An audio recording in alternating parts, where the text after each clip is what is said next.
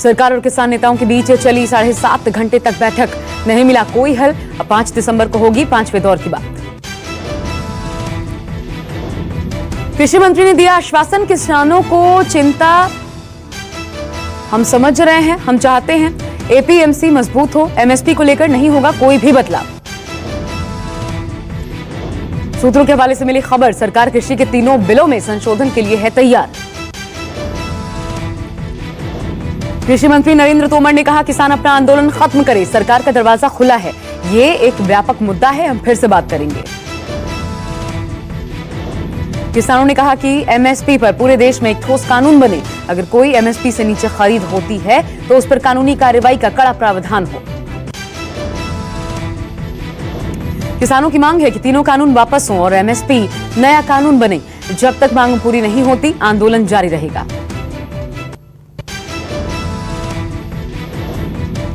किसानों को सरकार की चाय और खाना मंजूर नहीं। बातचीत के दौरान लंच ब्रेक हुआ तो किसान अपने साथ लाए खाना खाते दिखे। 1 दिसंबर की मीटिंग में भी किसानों को सरकार की तरफ से चाय ऑफर की गई तो उन्होंने कहा कि चाय नहीं, मांगे पूरी कीजिए। किसानों के समर्थन में पंजाब के पूर्व सीएम और अकाली दल के नेता प्रकाश सिंह बादल पद्म विभूषण सम्मान उन्होंने वापस किया। 2015 में मिला था यह अवार्ड। शेयर द डेमोक्रेटिक के चीफ और राज्यसभा सांसद सुखदेव सिंह ढींसा ने नए कृषि कानूनों के विरोध में अपना पद्म भूषण सम्मान लौटाने की घोषणा की। पूर्व पहलवान और अर्जुन बॉडी करतार सिंह ने भी कहा कि मोदी सरकार 1 से 2 दिन में फैसला करे, नहीं तो हमारे पास जो पद्मश्री अर्जुन अवार्ड है हम उन्हें लौटाने के लिए तैयार हैं। इस लिस्ट में भारतीय हॉकी टीम के पूर्व कप्तान परगट सिंह ने भी किया अवार्ड लौटाने का ऐलान। परगट समेत पंजाब के 27 खिलाड़ी लौटाएंगे सम्मान। किसान बिल के खिलाफ विरोध की आवाज विदेशों में भी तेज। इटली में भारतीय महिलाओं ने कृषि कानून के विरोध में जमकर नारेबाजी की। जर्मनी के फ्रैंकफर्ट में भी भारतीय काउंसिलेट के सामने भारतीय किसानों ने प्रदर्शन किया, तीनों बिलों को वापस लेने की मांग की। किसान आंदोलन को लेकर बॉलीवुड में भी छिड़ा ट्विटर वॉर। किसान प्रोटेस्ट के ट्वीट से शुरू हुई बयानबाजी एक दूसरे पर भद्दे कमेंट्स तक जा पहुंची। कंगना रनौत ने दिलजीत दोसांझ पर किया पलटवार, बोली ओ करण जौहर के पालतू। आज होगा ग्रेटर हैदराबाद नगर निगम के चुनाव के नतीजों का ऐलान। 7 बजे से होगी वोटों की गिनती। बीजेपी और एआईएमआईएम के बीच है प्रतिष्ठा की लड़ाई। नगर निगम के 150 वार्ड्स के लिए हुई वोटिंग में सबसे अहम मुद्दा बदलाव रहा। इस चुनाव में 1122 उम्मीदवार मैदान में हैं। इनमें 150 पार्षद चुने जाने हैं। बीजेपी के कई दिग्गज नेताओं की चुनावी रैलियों से इस बार के नतीजों पर सबकी निगाह है। पिछले चुनाव में टीआरएस को 99, एआईएमआईएम को 44 और बीजेपी को 4 सीटें मिली थी।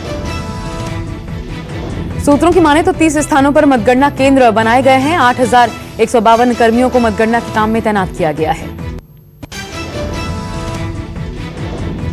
जम्मू कश्मीर में मौसम की चुनौतियों के बीच जिला विकास परिषद चुनाव का आज तीसरा चरण। 33 सीटों पर सुबह 7 बजे से वोटिंग। कश्मीर की 16 सीटों और जम्मू की 17 सीटों पर मतदान। 305 उम्मीदवारों की किस्मत का होगा फैसला। 7,37,648 मतदाता, 252 पुरुष, 53 महिला उम्मीदवारों की किस्मत का होगा फैसला। राज्य चुनाव आयुक्त के मुताबिक साफ सुथरे और शांतिपूर्ण चुनाव के लिए व्यापक प्रबंध किए गए हैं। 2040 मतदान केंद्र बनाए गए हैं। इनमें 1254 मतदान केंद्र कश्मीर और 792 मतदान केंद्र जम्मू में तैयार किए गए हैं। जम्मू के कई मतदान केंद्र संवेदनशील, यहां शांतिपूर्ण मतदान के लिए सुरक्षा के कड़े बंदोबस्त हैं। मतदान का समय पहले 2 चरणों की तरह ही सुबह 7 बजे से दोपहर 2 बजे तक होगा। कोरोना पर आज ऑल पार्टी मीटिंग होगी। पीएम मोदी वीडियो कॉन्फ्रेंसिंग के जरिए बैठक में शामिल होंगे। ये बैठक सुबह 10:30 बजे शुरू होगी। प्रधानमंत्री मोदी के वैक्सीन सेंटर्स के दौरे के बाद पहली अहम मीटिंग है। इस बैठक में कोरोना संक्रमण की स्थिति और वैक्सीन नेटवर्क के मुद्दे पर चर्चा हो सकती है। पीएम मोदी के साथ रक्षा मंत्री राजनाथ सिंह, गृह मंत्री अमित शाह, स्वास्थ्य मंत्री हर्षवर्धन भी बैठक में शामिल होंगे।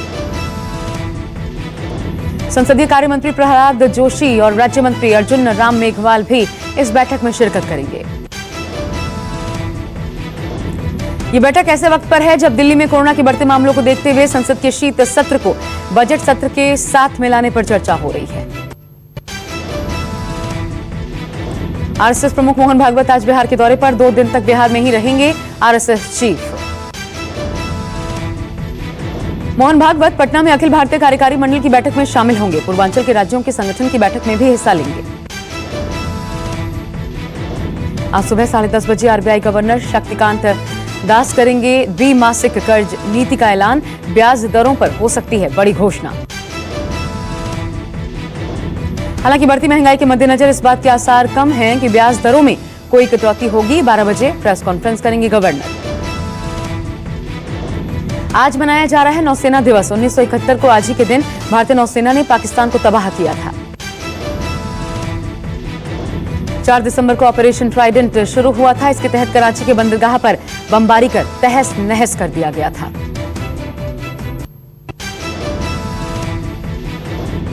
मौसम विभाग ने चक्रवाती तूफान बुरेवी को लेकर जारी किया रेड अलर्ट। प्रधानमंत्री मोदी ने की केरल और तमिलनाडु से बात।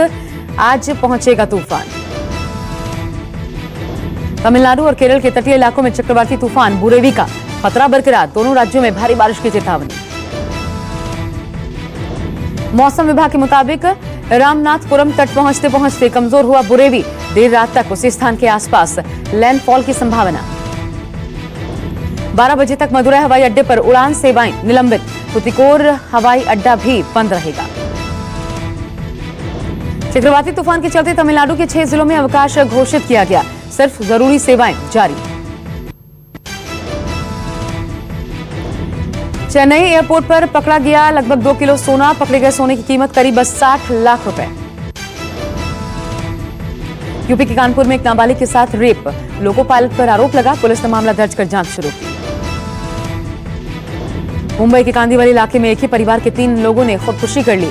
आर्थिक तंगी को बताया जा रहा है आत्महत्या की वजह।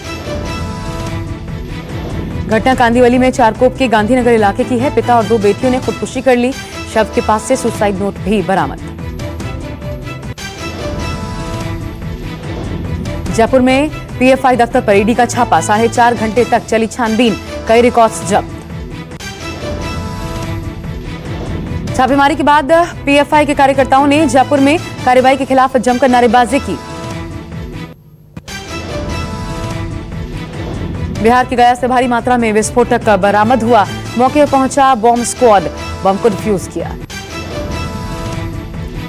मध्य प्रदेश के रतलाम में ट्रिपल मर्डर का मुख्य आरोपी पुलिस मुठभेड़ में ढेर। कई दिनों से पुलिस को तलाश थी। मुठभेड़ के दौरान 5 पुलिसकर्मी भी घायल हो गए, जिन्हें इलाज के लिए अस्पताल में भर्ती करवाया गया। मारे गए आरोपी का नाम दिलीप देवल है, जिस पर 25 नवंबर को राजीव नगर में लूट के बाद 3 लोगों की हत्या करने का आरोप था। दिलीप के खिलाफ 2017 में दाहोद में हत्या के 2 अलग अलग मामले और रतलाम में 2009 में रेप का केस दर्ज हुआ था। जम्मू कश्मीर के राजौरी में हथगोला मिलने से हड़कंप। पुलिस ने हथगोले को जब्त कर जांच शुरू की।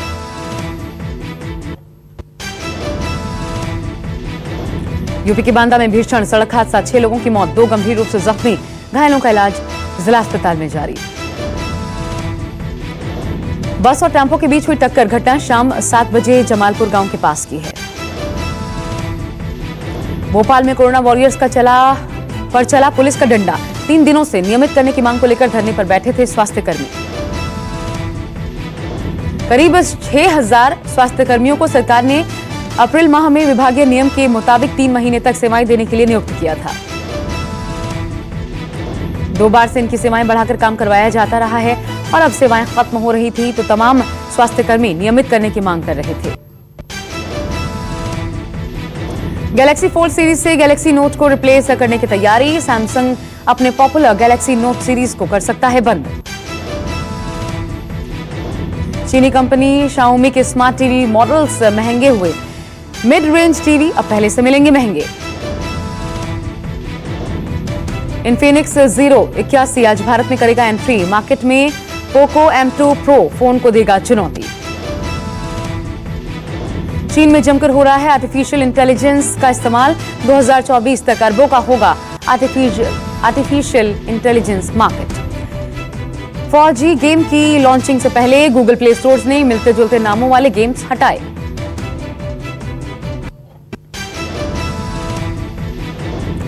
आज फिर बढ़े पेट्रोल और डीजल के दाम। पेट्रोल 17 पैसे तो डीजल 19 पैसे प्रति लीटर महंगा। पश्चिम बंगाल में डिजिटल विकास के लिए भारत ADB के बीच बिग डील। इस फंड से सार्वजनिक सेवाओं की अदायगी में सुधार होगा। BPCL को बेच रही है सरकार। वेदांता समेत 3 कंपनियों ने शुरुआती बोली लगाई। भारत में आईफोन की बिक्री बढ़ी। दिसंबर तिमाही में 10 लाख का आंकड़ा हो जाएगा पार। टाटा डिजिटल ने सरकार के रूरल वेंचर ग्रामीण ई स्टोर में खरीदा हिस्सा। 10 करोड़ का निवेश। बिग बॉस में रुबीना से विवाद के बीच कविता कौशिक ने छोड़ा शो। सबसे झगड़ालू कॉन्टेस्टेंट्स में शुमार। बॉलीवुड टीवी एक्टर शेखर सुमन को उम्मीद। सुशांत सिंह राजपूत केस में एक दिन में होगा चमत्कार। मां बनने के बाद सपना चौधरी का पहला गाना रिलीज हुआ। अंग्रेजी बोलती आई नजर।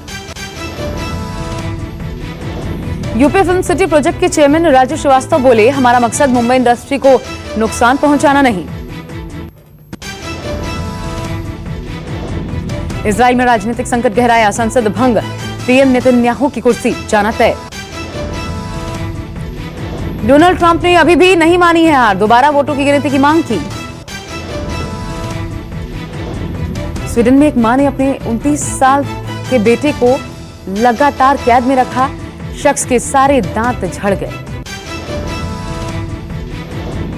पाकिस्तान के पूर्व प्रधानमंत्री जफरुल्लाह जमाली का निधन। 76 साल की उम्र में आखिरी सांस ली।